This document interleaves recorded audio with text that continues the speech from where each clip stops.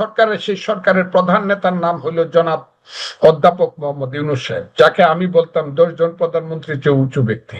কিন্তু এখন দেখা যাচ্ছে উচ্চতা ঠিকই উঁচু আছে, ও নোবেল পুরস্কার পাইছে, সবকিছু আছে, কিন্তু তার মানসিক অবস্থাটা হলো ওদের সাথে, এবং উনি ওদের দাগে পড়বেন। উনার সিএসটা ওই দাগে হবে, মির্জাফরদের দাগে হবে।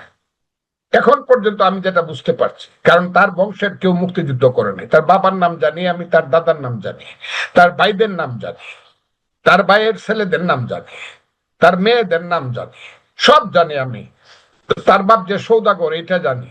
উনি যে কিভাবে এই যে গ্রামীণ ব্যাংক করছে, কিভাবে চট্টগ্রাম বিশ্ববিদ্যালয়, এগুলো সব আর কি, যেহেতু আমি ছাত্রলীগের প্রেসিডেন্ট সেক্রেটারি ছিলাম ৭৬ সন থেকে ধরে, আমি সব জানি বলে আমি বলতেছি। উনাকে আমি মনে করছিলাম উনি একজন মহান মানুষ, হ্যাঁ মহান মানুষও, কিন্তু উনি মুক্তিযুদ্ধের বিরুদ্ধে মানুষ।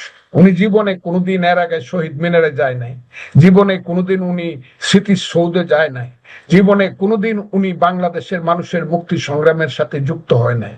উনি এটা আমি মনে করছিলাম, তাইলে উনি মধ্যস্থলে আসে।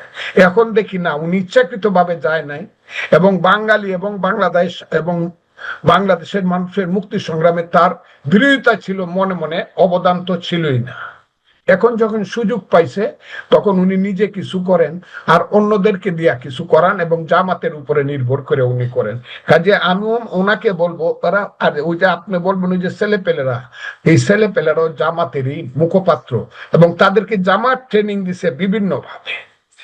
আমি ওই দিন একটা কথা বলছি যে 4টা ছেলের নেতা বানাইছে ছাত্রলীগের 20 লক্ষ টাকা দিয়া। এর মধ্যে ওই যে মহান ব্যক্তিরা এখন যারা আছে, আমি নাম নাইবা বললাম, 20 লক্ষ টাকা দিয়া বানাইছে, এবং টাকাটা সাপ্লাই করছে একটা রাজনৈতিক দল। এই যে একটা মুনাফিকি শুরু হয়েছে বাংলাদেশের রাজনীতিতে। বিএনপির ভিতরে ঢুকে আছে অনেক তাদের খালাতো ভাইয়েরা, সব